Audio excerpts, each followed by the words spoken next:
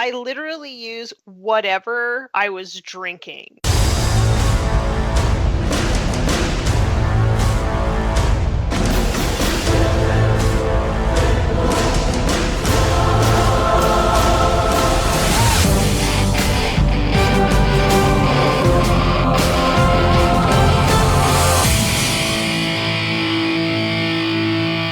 Overcharge the ion accelerator. It's time to forge the narrative. Hey everybody, welcome to Forge the Narrative. My name is Paul, your host for the LML Lost Souls podcast. I'm joined by Adam Camilleri, Howdy, everybody. Tanya Gates, and Red Powell. Hello, everybody. We got a great show this week. I have some hobby tips. Turning this the hobby segment, into a segment of hobby tips, where you can get by with having no talent, no excuses, very little cash. Thought a lot about these. You gotta stay tuned till after the break to hear about them, though. Last week we talked about, there was a couple things. You were asking for base suggestions, Adam. Did you put any of those into effect? I did. I actually did a bit of everything you guys said. I went to hardware store and I bought some just metal rod. I think it's about 10 mil thick metal rod, or maybe And I just cut a length that was the exact same height as the flight stand, and drilled it through the base, and so it sits flush. When the base sits on the ground, it sits flush. And then I used like a third of a bottle of super glue on each one, but I was doing 3 speeders, and I just super glued the absolute crap out of them. And then because the basing structure I have is a bunch of clay and real slate, I wedged it in with slate pieces, which I then PVA'd on top of the super glue, like craft glue, I guess. I don't know if you guys call PVA over there. And then I put clay over that, and those things, they ain't going to budge for nothing. So it's kind of the reverse of, you said you pour the resin under the base to lock it all in. Mm-hmm. I realized I was almost doing that same thing on top of the base anyway with my basing material. So I thought, I'll save myself a bit of time and just lock it in at the bottom, but then the actual structure is going to be on top of the base, but it's going to be hidden by, it goes slate, then clay, then texture paint, and then, you paint the thing. And it came out really good, like really, really happy with it. Great tips. Heck yeah. Solid on there. I mean, it's I could hit a bloke with it. It wouldn't break. Nice. Yeah, glad to hear it. That's it's one of those things, it's a difficult thing sometimes, trying to figure out how to transport your army and play with it and keep it height appropriate. I played them on the weekend as well. Like I played that with those models, and man, anybody who's got the Storm Speeders hanging out, because they weren't like the most loved miniature for a while. Whichever variant you've got, crack it out, give it a go. Like with Armor of Contempt, they're really a lot more durable. And I was running the Thunder Strikes. Man, the damage output of them is really impressive. Having that ballistic skill 2+, and then essentially just like 3 las cannon shots a piece hitting on 2s, and then like 2d3 autocannons. They do a lot of work. Man, mark my words. I think that in 2 or 3 weeks we'll see a ton of Thousand Sons and Grey Knights on the table. That's I'm a bit fearful of Grey Knights. Grey Knights because I think they're going to come and eat me, like in my deployment zone. T-Suns more because I think they're going to stand there and there's nothing I can do about it. Yeah. So I also say I think we'll see other armies because of that have like a resurgence of rhinos. Oh yeah, exactly. That's a great point. You just jam in front of them, turn on your. I suppose fun enough, there's a strat called Armor of Contempt that gives your vehicles like the 5+, if you're not painting against models and stuff. It's actually quite a good play at the moment into some of these things. So yeah, a lot of stuff out there that's going to see people doing what you always champion, Paul. Just go through your book again, reevaluate, reassess. Well, we're going to see the psychic phase like just be a super thing again. And it's been always kind of right there on the wings, in the shadows lurking. But now with Eldari and Army of Contempt, it's kind of buffing up Thousand Sons and Grey Knights specifically, that we'll see Psychers come back en masse. Tyranids as well. I was about to say, Tyranids is a big reason to have a look at all your psychic defenses, and the fact that like T-Suns and Grey Knights got a lift from this is big, because hopefully they'll keep some of the Tyranid menace in check, because I feel like they're probably the best thing in the game at the moment is Tyranids. You're probably right, but also I think we'll have people looking at what is the cheapest like points per wound thing they can figure out to put in their army to just absorb smites. Soak. Yeah, to just soak. Yeah, that's a big call. So, I mean, again, another excuse to go back and check out the book, whatever book you're playing with, and see if there's anything in there. Like if it can move slightly faster than the rest of your army. That checks off a box. Does it have a good point to wound ratio? Checks off another box. Does it have some other kind of benefit, such as like a rhino, which has the benefit of being kind of tough, Mhm. a little bit durable, and can hold your dudes? Yeah, it's a weird world. I think this is going to be a very interesting next few weeks as far as what people are putting on the tabletops. 100%. You'll be well, between the four of us, three of us play guard as one of our most favorite and beloved factions. I think that's correct, yeah. Mm-hmm. You are correct. So I don't buy too much into win rates because I think the win rates can go up and down for a bunch of reasons, different player packs, different events at different times, etc., etc. But guard's win rate went down over the weekend. after getting the hammer of the Emperor buff from the balanced data slate, their win rate went down. There are a variety of things that can contribute to that. It's like, how does everyone on every faction have a 57% win rate, and because they all just be guard? Well, I can tell you almost exactly what I think it is. It's that bunch of people who haven't played guard in up to a couple of years jump back on guard because they were like, oh my god, I get to play my guard again in this new thing, and they've all forgotten how to play guard. So this is the first weekend back with a new faction for a bunch of people who haven't been there in a long time. That's probably true. And then also you got to dial it in to figure out what that right ratio Balance of is. free equipment is. I think also, like, if we look at which factions Guard was doing well against, like, Chaos Space Marines was one that was like, I think that they had a 50% win rate against, but now they get Armor of Contempt, right? So Yeah. it's even harder now for Guard to sort of compete into those historically I don't want to say like easy factions, but I think that they were well matched factions. I do agree with that for sure. With the idea that Psychers may come back, Red, how you feeling over there? I mean, Psycher's coming back. I think that if GW's done anything for us, they've continued to keep this a pretty exciting roller coaster for 9th edition. And so Psycher's coming back. Maybe there's a resurgence of Khorne in the near future. We'll see. So I wanted to get the World Eater's perspective over there. And we talked a little bit about it on the last show about how the Knights, when you give up the Psyker from the Warhammer community article, is that you get the +1 attack. Yeah, but like I said, the Knights, the addition of +1 to weapon skill, not just +1 to hit, but +1 attack and +1 weapon skill, that there can be a lot attached to that. I'll take that if they take away my Psyker abilities for Demon Princes. That's pretty good trade-off. Yeah, fair enough. It's just going to be, I don't say it's the Wild West out there, but we're going to continue to feel the ripples of this data slate, which is probably a good thing. I mean, I think it's tuned things enough where if people are craving that efficiency that they can make changes to their list, but it's also broken up, what the landscape is, what the top 5-10 tables are going to look like. You might see some different lists or some different factions on there than you saw 3 weeks ago. I think that's a huge point in the matter of creativity, and by achieving a point of innovation amongst the meta, it's not just, okay, well, I'm going to supercharge this. I think that the data slate with Armor of Contempt giving such a broad range of units, I can't say everybody got necessarily a buff here or there, but there was quite a bit across the board. And then with the soon to come, Knights and Chaos Knights, and then on top of that, we got the preview of the Chaos Space Marines just beyond that. I think that there's a lot to play with right now, and as we prepare going into the next quarter, I guess you could say. Man, what a world! It's like I've heard people winning out there with the Chaos Space Marine factions as well. I feel like even Noise Marines did pretty well.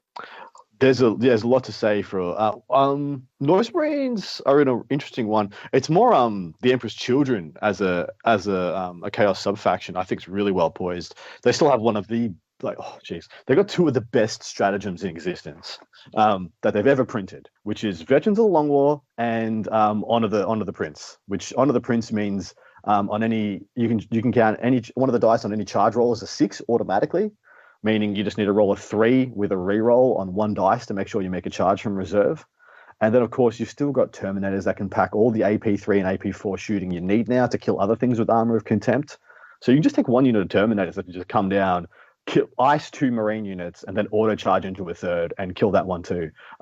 They just seem like the multi-purpose tool, like the Swiss Army knife right now. The only issue is their durability is still pretty, well, crappy compared to other Terminators out there, to Loyalist Terminators. As it should be. I don't know about that. I mean, they deserve their third win. As soon as they get their third win, it's all fine. It's all fun and games. Is AP3 See, that new, like the chase card? It is, yeah. AP 1 and 2, unfortunately, don't cut it anymore. Because AP 2, shooting a Marine in cover, they still take a 3 up. Because, of course, 2 goes to 1, and then the cover makes up for the last pip. So AP 3 is the sweet spot. But, man, like, Blood Angels are licking their chops. Because they've got AP 4, you know, they can put themselves into Assault Doctrine very easily to get AP 4 on all their power weapons, Vanguard. Vanguard vets with power swords now, which I think is actually a pretty good pick. If you've got a couple laying around, you can take a power sword and a chainsword, or a lightning claw and a chainsword. Yeah, so what's the AP on the lightning claw? Goes from 2 to 3 in Assault Doctrine. Yep. So once again, they get to that sweet AP 3, and you can drown people on AP 4 as well if you want to. So man, it's a whole new world out there for a lot of people. But see, there's a funny juxtaposition here.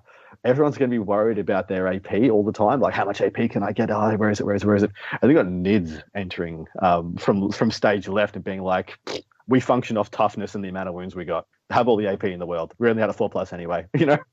I mean, maybe that's where Lightning Claws just are the best of both worlds. It's true. That's a good point. I mean, because the extra attacks and the wounds, the wounding ability, and then I don't think it doesn't feel to me that the AP is built into the cost of it. Like you'd pay for the reroll the wound ability. The value buys the reroll to win for sure. And I mean, the same you said for Craft Worlds. Craft Worlds don't care how much range you got. They just care about the number of attacks. You have more than a handful of attacks, you're probably killing their squad, whatever it is. Even if you're just punching them with, you know, strength 3, AP nothing. Like, I was looking at Katachan, I'm like, man, Katachan could just run up and kill some aspect warriors, no problems. Well, we knew that. Yeah. But once again, they function off, you know, either not being there to be shot or charged, or just having, you know, minus to hit and 5-up invulns and things. So it's funny how, like, all the power armor, everyone's stacking all this AP for power armor, and we might just be going in the wrong direction. You know, in a couple of months from now, when if this wave of Armor of Content damage recedes, we'll just be like, AP 2's fine, you know, because it covers all bases. I don't think it will, though. I think that they're going to be a thing, you know, well, let's just say for the next quarter, you know, until we see it, they could easily decide that that was too aggressive. Good segue. Well, in addition to that, we've seen the GW can, like, give it and take it away with these data sheets. We got the chapter approved coming in a couple of months, which could rebalance some points as well. But the biggest reason I think all this stuff is sticking around is because that's what you need to go into Knights as well, which is, like, looming, like, the building models they are. Yeah, Knights are tough to get right from what we've seen from editions past, so it'd be fun to kind of break them down whenever we get the opportunity to do so.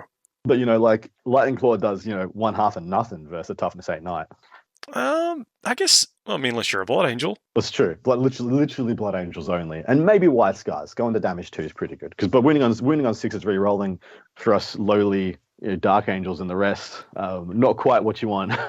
That's right. So yeah, I guess you're forced to kind of go with the hammers, and then you might just get outmaneuvered. Well, look, I'm happy that we can even have this discussion. The fact that we can sit here and talk about what are, you know, Marines and Lightning Claws and Dark Angel Terminators with, what is it, Maces of Absolution or whatever, get to play with a modern codex. Yeah, spot on. We actually get to go back to the drawing board, and that's one of the funnest things about the hobby. I just came from an event. I played in an event on the weekend, and that post-event fever has got me good, and I'm churning and looking for new bits and pieces and seeing where I went wrong in those games and trying to take new tech and paint some new models up. I'm sitting here building and magnetizing 10 Relic Terminators as we speak. For the extra invul, or like what's? Oh, because they're cheap. They're the cheapest Terminator body you can have, and as Dark Angels, there's a ceiling. So you get to a certain amount of, like, everything's perma-transhuman with a 2+, whatever, that you just need the cheapest wound per point you can get in that slot. And because you can take a Lightning Claw and a Combi Bolter instead of having to take a Power Fist and a Storm Bolter, you get them at a bit of a discount on the Relic Termies over the regular Deathwing ones or the standard Assault ones. And plus, they're not bad. Like they're still not bad. Still just a bunch of bolter shots, a bunch of lightning claw shots, all very hard to chew. Got a couple. I built a couple of. You'd love this. I converted a couple of Reaper autocannons because they were like Terminators. They got the old 30k ones.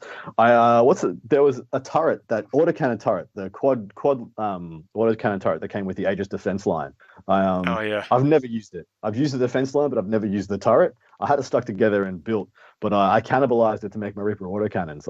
I cut them up individually into 4 individual ones, and then I shortened the barrel by half. So now it's like I was gonna say, what's the size of that thing? It's way too long otherwise, because it's taller. Those autocannons are taller than the actual Terminators, so I had to shorten the muzzle. But as soon as I did, it looks sick. It's like this short barrel autocannon. It looks really cool. Oh, nice. I like the mother of invention there as a necessity. Yeah, but don't they get an extra? Like they have a 4+ invulnerable save? No, not anymore. No, they used to. Okay. Now they're just pretty much exactly the same as a regular Terminator, but it's been how long since I looked at them with a they don't get Thunderhammers or Storm Shields. But unfortunately, unlike Chaos Terminators, they don't get to have the Combi Plas and Combi Melter and stuff like that, because I would take those, a couple of those at least in a heartbeat. So they just get like regular Terminator stuff. So Lightning Claws, Power Fists. Yeah, Lightning Claws, Power. Maybe they do get actually. And some different weapons, like no Cyclones, no Assault Cannons, because they're newer weapons. They get like Reaper Autocannons, Heavy Flamers, stuff like that. Yeah, well, I can see the choice. Makes sense. Yeah, they're cool. I have been looking at the guard though. It just seems like there's something there. It's fun. It's fun, and there's still. So one of the things I noticed about the guard rules, I think you can still, and please, Red or Tanya, correct me if I'm wrong. I think you can still soup. Like you could take Marines and guard, and still, as long as you're mono Cadia, you'll still get Hammer of the Emperor. It's when you soup internally within the guard book, you lose that. Because I had somebody point out to me that you could take Custodians and guard and still get all the benefits. You'd only lose the Qatar portion. So thanks for telling me, Red. There's some opportunities there for guard. If mono guard isn't doing it for you, you still get all your goodness, and you can go and take some other bits and pieces elsewhere if you need to. Maybe those mortars, like I don't know, maybe mortars just don't get it done either. With the low strength. I like 1 unit of mortars because you got that nice +1 to hit, +1 to wound strat from Psychic Awakening. That's still actually really nice. But I've got 27 mortar teams. I don't know how many you guys have got, but I've got a lot. So I think it's a couple. I mean, don't get me wrong. I love volume, and I think it's a huge deal. I just recognizing that there is no AP associated with it. You just kind of have to resign yourself to that and roll out because you need the volume. Yeah, or what I like one squad forward that plus hit and wound is because you make him Cadian, of course. You stand still and with an order you do 40 rolls to hit, and then 1 unit is very inexpensive but gives you a great tool into Eldar bodies. You want to pop some Harlequins sitting on an objective. You don't want to use a Manticore to go after that target. You can use something far cheaper that with just an order and a strat is pretty reliable at getting the job done. Because they'll hit on 3s re-rolling, and then they'll wound on 2s with 3d6 shots. Pretty good for those for the points cost. I like 1 squad. I'd probably take 1 squad in almost every guard list. Any more than that is just a taste, I think. Just as like a heavy weapon squad, is it? Yeah. Because I mean, you're always going to want to take 1 or 2 Manticores in a battalion. So you've got that third one free, that third heavy support slot free. So I usually like to take one squad of 3 mortars. 18 points on mortars or whatever it is. Yeah, exactly. You guess. Stop breaking the bank. It's 50 points there. Oh, yeah. Felt like it should be 18. I mean, that's 50 for 3, right? So it's 50 for 3. Okay, got it. It's a bargain. Still a bargain. Yeah. Oh well, we'll see. Again, it's going to take a little bit of time. I think once things start to gel up, the Tyranids going to be disruptive, but I think people are just going to figure out how to deal with 8 Zoanthropes and 30 warriors or something. I mean, like the Hammerhead's looking really good at the moment. I think like the Long Strike, the Borkhand, the stuff that ignores invulns. Yeah, but to take out a 1 Zoanthrope. Yeah. Well, it's the Maleceptor as well, and the Flying Hive Tyrants, and the stuff that can just be on top of you immediately. You need to check them. You need to be like, yeah, cool, you can do that, but then bang, this guy's going to pick you up. Like Long Strike's just going to shoot straight through your brains. Yeah, I guess that's good. Yeah, you're going to have to plan for him. That's right. I think it's a good thing to plan for him. I mean, I was considering, cracking out Null Zone, man. Like, this is how deep into this rabbit hole I've been in the last, since I got back from this event. Null Zone's been good all year. I don't know how to like break that to people in a gentle way, but Null Zone has been good all year. It's just the things around Null Zone have not been the best, and now they may be good again. So by proxy, Null Zone is probably better. Well, yeah, I loved it when Drakari was at its zenith. When because Drakari was swamping you with stuff that had like 6 up against shooting, but they had a 4 up when they got up and up on top of you. Things like sorry, Rax had a 5 up, but witches and succubuses and archons. You look at the look on someone's face when you walk up to their 2+ invulnerable save archon and you roll a 7, and you're like, you now have a 0+. Here's 5 bolt guns. Yeah, your archon's dead. It was a good time. Probably not for the Archon. Of course, Archons. I don't know an Archon that's ever like lived as long as they should. I have seen the 2 extremes. The average is very rare to happen. It's either they don't fail any the entire game, or it's like the first 3 that they fail with their 2+. Yeah, that seems about right. So with Null Zone, like I said, being able to shut off invulnerable saves, that is something that is, again, I feel strongly about it. It's been good all year, been good since it's been printed, but it hasn't had enough of the codex to be able to hang, to be in the position to where you can make the most of it. It's true. And we're probably in a position now. And I'm glad you brought it up because I'd almost forgotten about Null Zone. I mean, the same goes for the Chaos Power. What's it called? Death X? Death X, yeah. In a very good position. Yeah, so like, how do you, what is the best thing to get in there? Then still see people taking dreadnoughts. Like what goes around Null Zone at this point? My favorite place for it is in Blood Angels. It's in an aggressive army, especially one that can double move. So you can Wings of Sanguinius, does that only go on the caster? Never mind. Question for another time. But it's for when you don't have to use it reactively, because when you can use it when you can use it aggressively, it's all on your terms. When you have to use it reactively, when someone's pressuring you, chances are they can plan they can plan for it more effectively. They can have a deny in range, or they can have some stuff in there. They can instead of using a thing that cares about Null Zone, they'll use Terminator or stuff with a 2+ or 3+ save, or without invulnerable entirely. So you've just brought a wasted power. So you want to put it in a place where you can use it to apply pressure on your opponent. You can use it aggressively. I don't think it's going to be wasted down. I mean, every army, we're talking about things that are including things that have some type of invulnerable state, whether it be Terminators, whether it be a Swarm Lord. Yep. Flyrants and stuff. So yeah, like it can be a good deterrent against something like a Swarm Lord. Something like a Flying Hive Tyrant. And I think that's a really good place for it. But usually, if that's the case, they'll be like, well, I'm going to try and put pressure on your Libby with things like Ravenous, things like Warriors. You're going to have to keep him away from my Flying Hive Tyrant, and my Flying Hive Tyrants. Yeah, you're getting a Death Leaped, or the Flyrant's just going to scoot around and go to the other side of the table. It's just going to go the opposite direction. What you want to do is be able to go like, oh, here's my Libby, and he's going to come get you, and he's going to sidle up right next to those Zoanthropes and try and force this power through.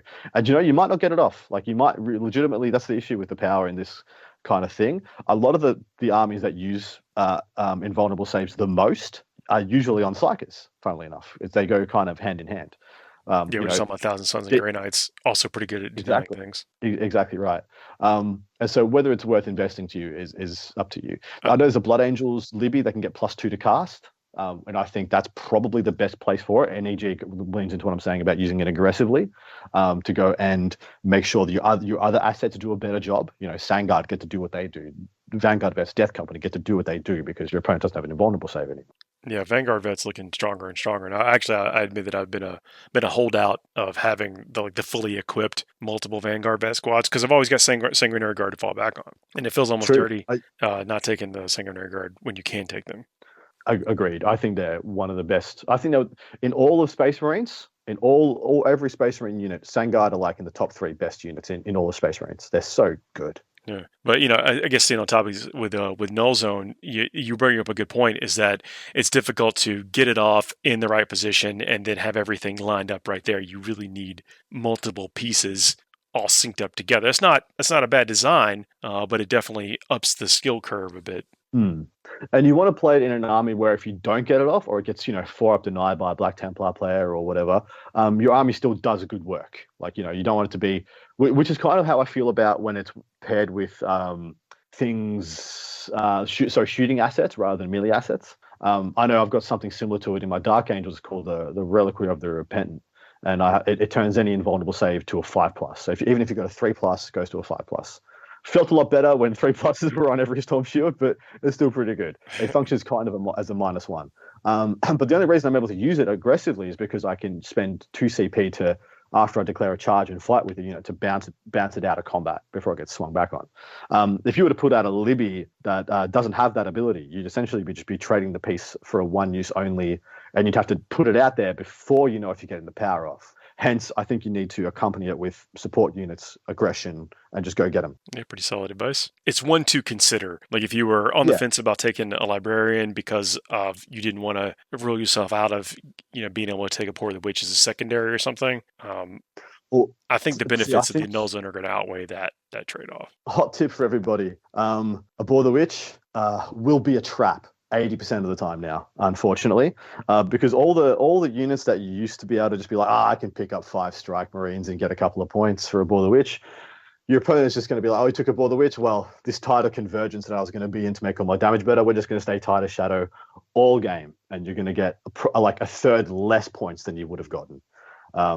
So whereas you could have seen it as being like, if we just play a little bit of a trading game, I'll get like 9 to 12 points on a boar. Just knock that down by a third. You're going to get 6 to 9 points on a boar now instead. So you have to actually weigh up whether there's a better option now. So there you go. Let alone T-Suns. Just put it out there. T-Suns just don't die. I don't care if it's Rubric Marines, Scarab Occults. They just don't die, man. This is what I'm talking about. I think like a Pour the Witch is going to be a lot less attractive.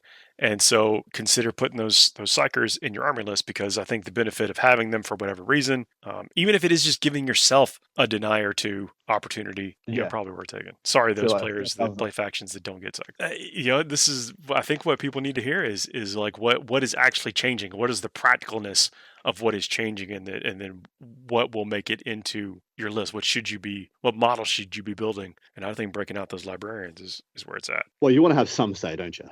You don't want to just be on the receiving end of multiple Craftworld or Tyranid or T-Sun or Grey Knight psychic phases without any interaction.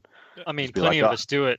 What are you trying to say? I mean, Paul's over there giving us pity apologies. The rest of us, I mean, we're just trying to play our game. You guys keep telling us we have to participate in the psyker phase. We don't have to. I'll prove it. As true as that is. And you got to be able to make up for it. And I think that, the extra attacks and fighting twice certainly helps. But, with almost all the Eldari lists that we're seeing, like Craftworld list, are having like 4 or 5 psychers in it.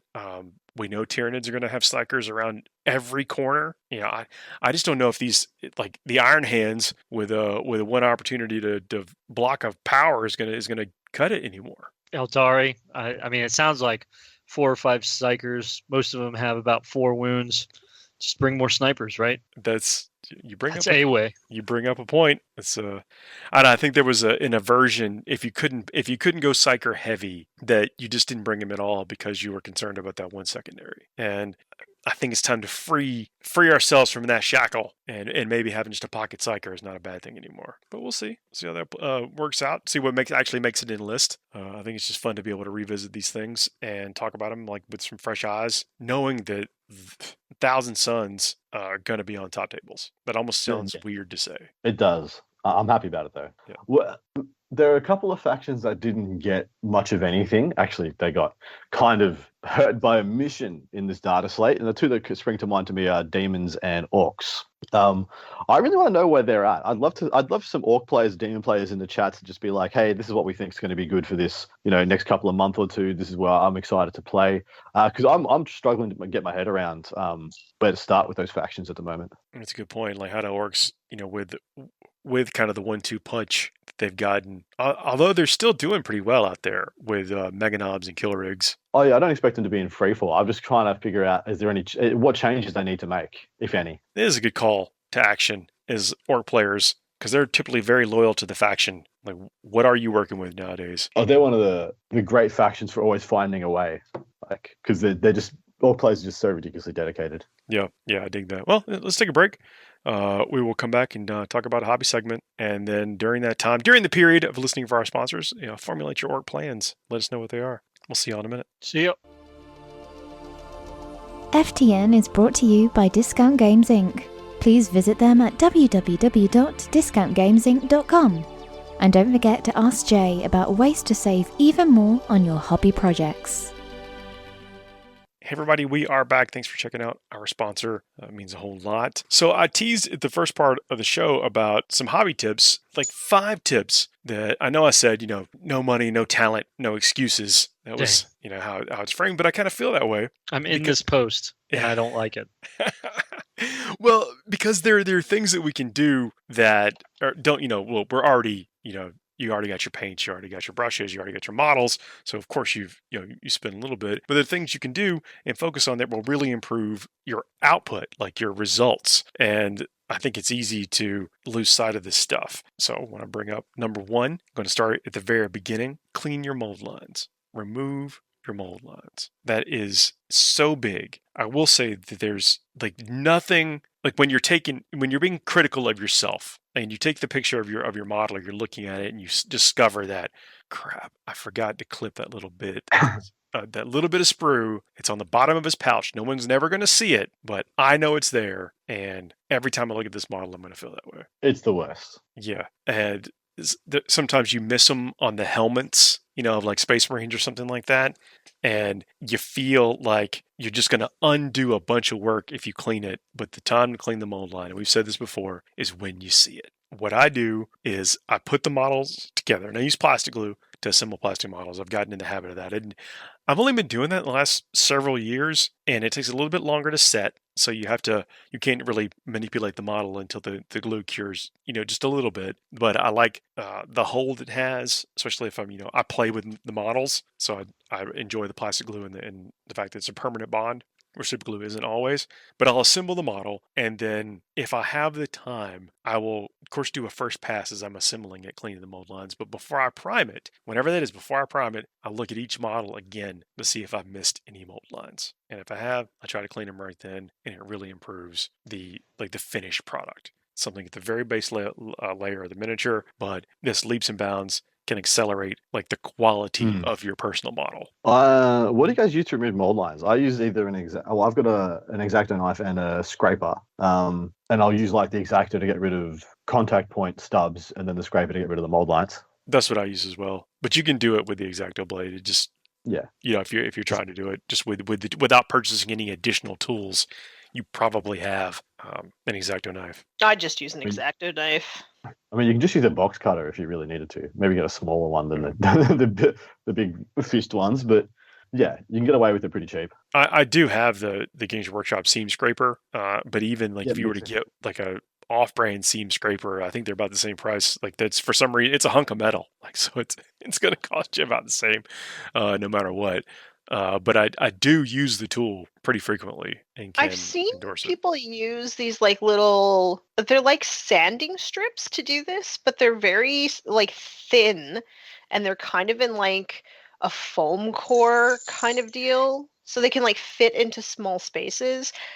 I've been thinking about maybe giving that a try for some sort of like, sometimes you get that mold line that's like in an armpit, but you can still see it. Oh yeah. Do you know what I mean? So I was thinking about maybe trying those. Have you guys ever tried those?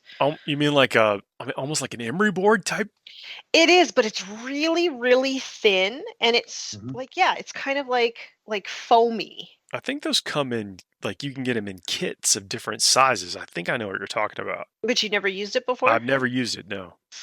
I might have to experiment. Oh, let us know, because like you're right. Sometimes they're in very tricky spots, and I typically like try to root those out with the X-Acto blade tip. But having a better solution might be cool. But look, seriously, don't let like any extra gear stop you taking the time to remove the mold lines. It will improve your work. Some people probably already do some of these things, but they might not do all these things. The next one tip I've got does require a little bit of purchase, but I guess maybe not, is clean your brushes. And I use brush soap, but I kind of have to imagine that almost like any bar soap. If you're talking about doing this with natural fiber bristles like sable, I think you can use shampoo, but you have to condition them after. Yeah, I don't think you want to use like actual bar soap, because it tends to be quite tends to be too harsh on the bristles. Yeah, you're probably exactly right. Like, don't listen to me on that, but I use this like it's called Master's brush soap, and I don't use it as often as I should, but it definitely extends the life of my brushes. Because what you'll get, like one of the reasons that brushes go haywire is paint dries in the parts of the brush you can't see. The ferrule. Is Is that that what how you it's- say it? It's like Ferrule. How do you pronounce that? We're gonna go with I that. can spell it. I'm gonna take your word for it.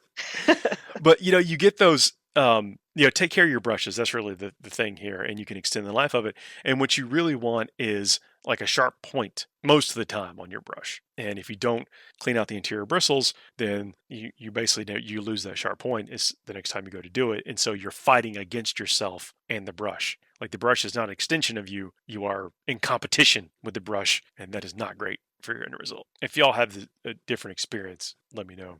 I actually don't like natural bristle brushes, so I just use really inexpensive, like bulk synthetic brushes. So once they don't hold the tip anymore, then I trim them and make them dry brushes. There you go. Yeah, that's another thing. Don't be afraid to actually trim. Like if you've got one brush has a wild hair. I keep a pair of cuticle scissors at my station for that. Yep. Yeah. Just get rid of it. Yeah. And again when you're painting, especially like if you're just following box art or if you're looking at a tutorial or just going at it your own way or whatever, you don't want to be fighting against it because you only have people only have a certain amount of hobby time. You only have 20 minutes to try to do something. You don't want to make it harder for yourself. You want to get the most out of that 20 minutes. So taking care of your brush will help with that. And it's beyond that extra, like it's not just a chore. You are really helping yourself when you do that. Tip number 3, use a palette and thin your paints. And I'm going to get like real broad on what a palette is. For years and years and years and years and years, I just used a piece of plastic that came in a kit, like a little plastic tray. I just used the lid of that as my palette for years. A piece of Tupperware works. Those little like El Cheapo Ziploc things. If you get like any non-porous surface would probably work as a palette and not have you pull in paint right out of the pot. I take this to like a whole nother level of cheapness, and my favorite Chinese takeout restaurant has like the perfect containers to make a palette out of. Oh my god. I literally make my palette out of trash, people. That's For okay. the That's right on longest brand time. with this segment. No cash, no excuses. For the longest time, I used the lunchbox lid from my lunchbox I had in primary school as a kid. I just keep my paints in it, and the lid it was my palette for like a couple of years. I mean, that's okay. Really, you want to thin your paints down right out of the pot, and take them out of the pot, thin them down with just a little clean water, and then the paint spread in a more predictable way. And again, you're not battling with the brush or the paint at this point, so you're going to get more out of your hobby time. You'll get better results. It also Question gives for you you the guys. opportunity to try different techniques as well, because I'm not sure that you could learn how to glaze if you don't have some sort of palette. You want to talk about glazing a little bit? Oh, yeah. So glazing is where you thin down the paint a lot, and then you're applying really thin, watery layers onto the model. And with each subsequent layer, you're adding more pigment in a place where you would determine you want a blend or you want a highlight, and you have to get your paint really, really thin for that. So I'm not sure you can do that if you don't have a palette. It used to be the only way you could paint white or yellow was to glaze it before technology caught up to our expectations. It's so nice. You can actually paint yellow and not feel like you had to Yeah. commit, your entire essence to it. Thinning your paints. Granted, some of like the air paints and that kind of stuff, they come a little bit thin. I actually don't get the air paints that often unless I know I'm specifically going to be trying to run the airbrush. But thin your paints. Question: what other things you guys thin your paints with? I use I got Vallejo thinner. I have Lamian medium, and I use water. But it was weird, because I used to copy a lot of Duncan's tutorials back in the day, and now, of course, I copy some of the newer G-Dub artists' tutorials, and whatever the water they use far less than mine, and it dilutes far more than mine does. Special painter's They water, use man. they use distilled water, or is there some special crazy water I don't know about? I might be like betraying how sophisticated of a painter I am. I literally use whatever I was drinking. So if it's like my tap water, I use that. If I've got like a little carbonated or tonic water that I'm drinking, like You put it in a separate container, right? I put it in the palette. I put Okay. it in my wet palette, and then I use the water inside the wet palette to thin my paint. Mhm. Yeah. Yes, So different environments will have like different humidity, and your paint will be a different consistency. Could be every single time you open that lid. So the paints that you're seeing, and that's where it gets tricky watching some of these tutorials. Not that's the only place it gets tricky, is that their environment is slightly different than yours, and so you might have to do something slightly different to get the same results. Are you finding consistently, Adam, that all paints aren't thinning the same as on the tutorials, or is it certain colors for you? It's usually all paints. I mean, I think what Paul just said was that, hey, Adam, Australia's dry, just deal with it. I Pretty also much live what in I a heard now. desert. Yeah. Yeah. So yeah, that is very relevant. That's very true. Like you got to take your surrounds into account. Like in Australia, I think you have to use your different air pressure on your airbrush because the paint's more likely to dry quicker, and therefore you need to push it through quicker. So there's a whole bunch of Interesting. things you got to take into consideration. At least I've been told. I use mostly for my anything apart from base coatings. I use air paints. I use either G-Dub or the Vallejo or the P3 or the whatever brand of air paint. But usually it's pre-thin stuff, and I still thin it down because that's just how I need it to get where I want it. Yeah. With so asking specifically what I use, I've used the mediums too, but most of the time I just use water. The mediums are really good for when it's absolutely mission critical that you don't change the consistency or texture of the paint. And I'm not good enough most of the time where that matters. I usually thin down with medium when I want more control. When I think I'd rather use 2 or 3 coats to get where I want and know it's exactly where I want, rather than 1 or 2 and chancing it. Yeah, it's probably solid. They do what they are supposed to do, and I definitely endorse using them if you're at the point where you either again don't want to be in competition with what you're trying to do, or you're looking for a very specific effect where that helps get there sooner. So, but water works for water-based paints. Water works most of the time. Next bit here kind of goes without saying, but practice. You can practice for free. You probably got some miniatures. The miniatures don't mind if you paint them over again. I know it's seemed like a big waste of time. You don't want to do that, but you could do that if you want to get better. I think a lot of people worry about, like, I'm going to air quotes here, ruining their models because they are pretty expensive and they just keep getting more expensive all the time. My favorite thing to do is to go buy the pre-primed D&D miniatures if there's something I want to practice on, because they're like $6 or $7 Canadian, so I don't even know. That must be pretty inexpensive. Sometimes you get 2 models in that pack. Right? And sometimes you can find some pretty interesting looking things that have a combination of like armor and skin and cloth, and they're just really great practice models if there's some sort of technique that you want to practice but you're not sure if you're there yet to do it on a GW model. I think that's a great place to start. Yeah, good tip.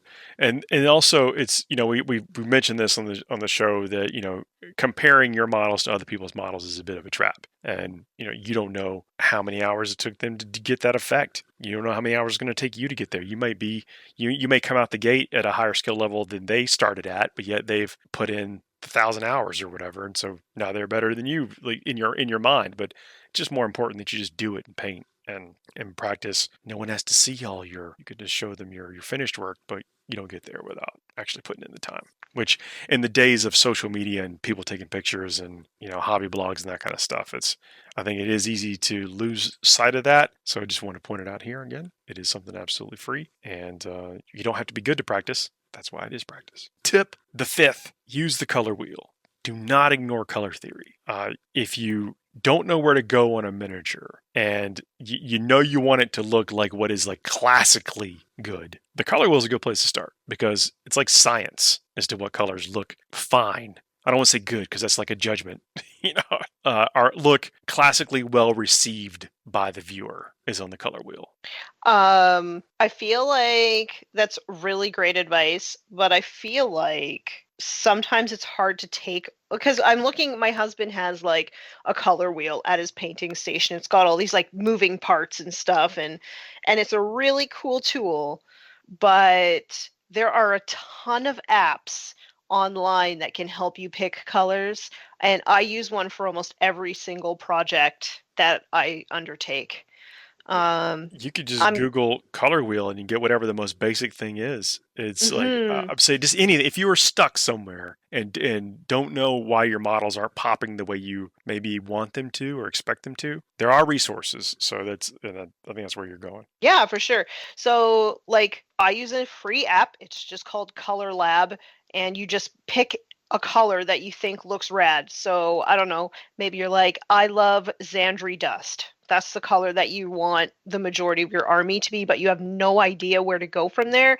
You can literally take a picture of the bottom of the container of Xandri Dust. It'll tell you what its actual hexadecimal code is, but then there's a little harmony button that you can pick, and then it will show you all of the different ways that are like generally well received to pair that color with other colors. Oh, that's cool. It is really cool, and it takes a lot of the guesswork out of it. Highly recommend. Does it like give you some opinions on what would be like similar colors, like different shades, and then what would be a contrast? Yep. So it'll tell you like and each one of these has like a few different versions of it. So I can actually pull it up and tell you, but it'll definitely tell you like if you wanted to keep it all sort of like in Xandri Dust shades, it'll show you like which colors to sort of aim for. So I just have to pick any old color. Let's pick that one. Harmony. So it says complementary, split complementary, analogous accent, triadic square, tetradic plus, tetradic minus, clash, 5-tone and 6-tone. I hope there's pictures of those because I do not. Yeah, how to I know interpret you that. guys, but that was very helpful. Yeah. You just pick one. So you say for my harmony, I usually pick something like split complementary. It's 3 colors.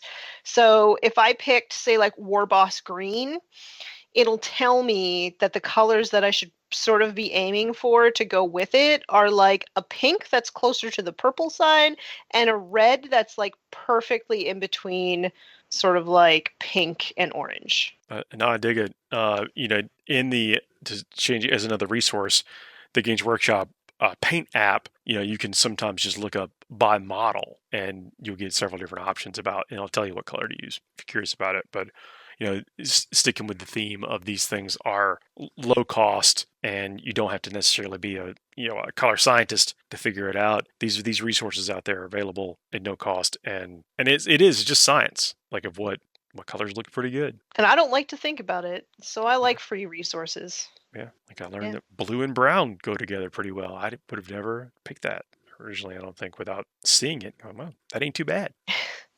Hey, Red, you would be really happy to know that the Citadel app by Games Workshop, I actually have that one.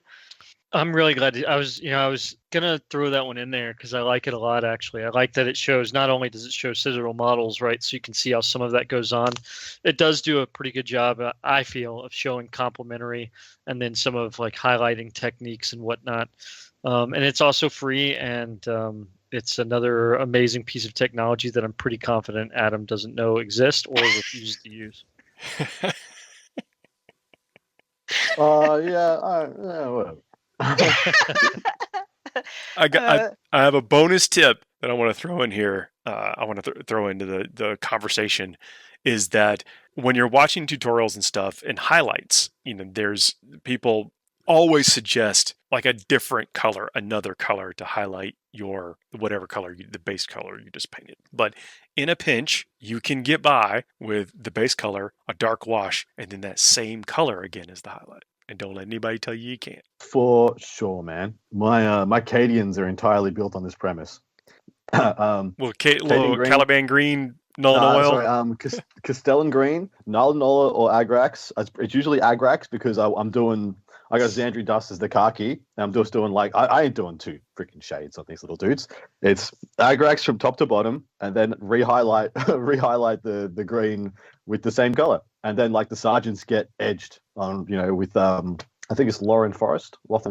All right. I have a question for you guys just because I'm like really curious. Besides black, is there a paint color that you find you use on almost every model? That is, I've got kind of like go-tos. Well, I mean, Paul lives in a palace of Mephiston red, so it's probably that for him. I assume that didn't count either. I gave myself some other restrictions. That is your black. I will say probably like it's either like moot green, believe it or not, or retributor armor finds its way into a lot of miniatures. Mhm, I was mhm. gonna say Ironbreaker. Nice. Yeah, I was going to say, a dark silver. It might not be lead belcher, but it's a lead belcher equivalent. That kind of color finds its way on everything. So mine is Baneblade Brown Ooh. because I use it for the base coat of like teeth and tusks. I use it for the base coat of skulls. I have been known to mix it with different shades like Xandri Dust, which is another of my favorites, and Cadian Flesh Tone to make flesh tones. Yeah, so Baneblade Brown is like a color I can never be without. It is a good color. It's a good like base to if you want to go up to like a light marble, like a real light brown marble. It's a good base color, I think. It is a layer, so it can be a little bit hard to work with if you're doing like large panels. But I find I'm mostly doing like skulls and little things with it, and I use it for my base coat for anything that's going to end up being like an ivory color. I found myself only rotating around like the several 2 or 3 brown colors, just period. And I made a concerted effort over the last several months to like up my brown game, like to have better leathers that I've in just like brown tints and tones that I've had in the past. Have you found any like unexpected winners? There's like the recipe for the red leather that the Games Workshop uses on Custodes is pretty good, and it starts with different colors than you probably would have thought to use in the first place, and you eventually get up to like a red highlight, but it looks like brown leather. Interesting. Is that the one that's like Mornfang and like Scrag Brown and like kind of in the orangey kind of colors? Yeah, in Scrag, I use some like you can thin. Speaking of the mediums, you can thin that down with medium, and it makes almost like the perfect rust. Interesting. Because I usually dry brush Troll Slayer orange for rust. You would probably still go up to the Troll Slayer on this, but it's like it's not that that sci-fi bright rust. It's a real dark and gritty. It looks like old rust. Do you make a wash out of it then? Yeah. Essentially. Yeah, basically. Oh, and then you like sponge it on or something? I just go in the recesses. You could probably do more with it, but I've just done it around the recesses. Interesting. That Scrag Brown is like a very versatile color. More versatile, yeah, than I would consider again. But I found myself like you're talking about, using the same colors or using a color that goes on everything. I found myself like, well, I've got these, 3 pots of brown. I've got my, potential base coat or base color, and then what I always layer it with, and what I always highlight it with. So I've tried to expand that recently. We'll see if it. It's fun, something to do. But that's it. That's the hobby segment. I know it was a bit of a long hobby segment, but it's been a while since we've done like a true beginner type paint thing, and maybe there's something there that even experienced painters or let's say longtime hobbyists might be able to benefit from. Like a garbage palette. You can. What is it? Upcycle? Upcycle. Is that? Yes. Is that the term? Well, I think you'd actually have to do something to the garbage to upcycle it. I'm just reusing it. But that's okay. I know folks that paint right out of the pot, and maybe if they're in I don't know what their bare much what is it, whatever the pressure has to be or whatever, the air pressure to maybe not make the paints a little thicker. Obviously not in Australia. And it's very humid here in Georgia. It's not here in Georgia either. I don't know where it would be. I do want to preface this by saying that like my husband paints straight out of the pot, and his painting is amazing. It really is. So if you try, I do suggest trying a palette. But if it just really isn't for you, then there is nothing wrong with painting straight from the pot. Well, I think these are things that if you find yourself wanting to improve and don't know how to get there, make sure you're doing these things we just talked about. And if you are, and you are, then you might be ready for some higher level techniques. But if you're content with what you're doing, then don't do anything different. I'm still reeling from the straight from the pot bit. Like I'm not sure I'm ready to continue. Especially not after you see his stuff. This is why you can't compare yourself. Yeah. Exactly. Other right. people's stuff. I was like heathen, but then Tidy's like, his stuff's really good. I'm like, god. His stuff's really good, and he paints really fast. That's some dark art stuff. He's made a pact. You should be careful. He definitely plays chaos. Yeah. Yeah. He is There, not there. in competition with his brush or his paints. Unlike me, I feel like I'm in a bitter struggle. Oh, he's like a Zen painter, Oh, right? He just like achieves Zen and he like goes to his happy place and he creates these magnificent works of art. They're very stylized, but his understanding of like light and shade is very good, and I just really enjoy his painting. yeah. Yeah. There's like some friends occasionally they'll bring stuff over for me to paint, and sometimes they'll hang out while I'm doing it. It's actually preferred way, and there's a lot of foul language involved, and they're like, are you okay? It's like, should I not bring them? And like, no, this would be the same no matter if I'm painting your models or my own. This is my process. Not Zen then. Pretty much the opposite. But these are just things that help me. Hopefully, if they help people out there, that's cool. Or if you find you're already doing all that kind of stuff, you're probably ready for the next level. Don't be afraid to get out of that comfort zone a little bit. But I think it's someone just takes time. Someone takes a little bit of effort, and then practice, and you get where you want to be. Pretty soon, you start with just a unit, and then you have an army. And I feel like that's kind of the way it goes. You just kind of like I try to set some, whenever I'm painting, I try to set some goals for myself. To try to get X amount of done a day or a month or something like that. But even that is not necessary. Like, it's supposed to be fun. Don't stress yourself out about it.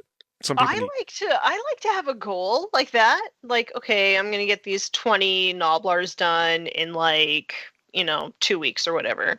But then I like to have like a little period in between where I sort of like loosey goosey just paint what I want, and then I'll like make another goal. So I kind of like reset back and forth. And that's what really works for me. That's okay. I mean, really, it's just whatever like one needs to get this stuff completed. If you need to trick yourself, or you need a deadline, or you need a tournament coming up to do it, then register for a tournament. That means you have to have your models done by that Saturday.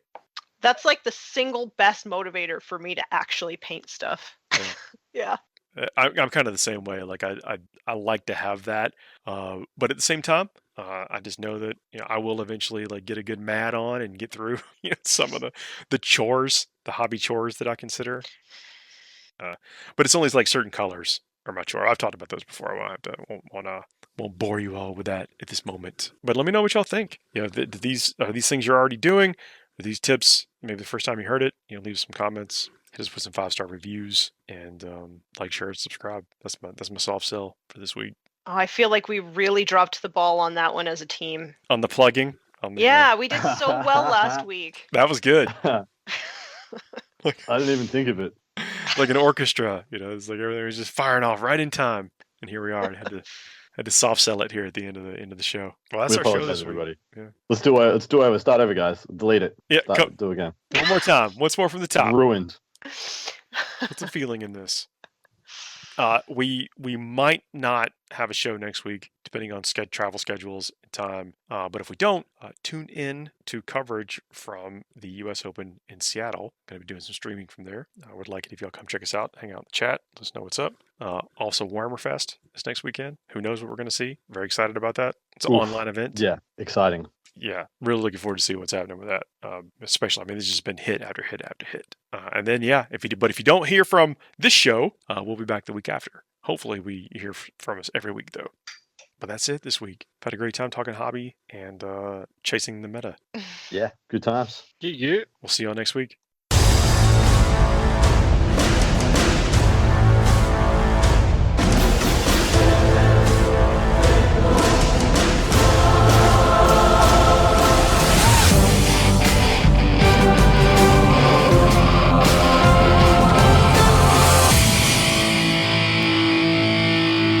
The Sept tenets demand you tune in next week. For the greater good, of course.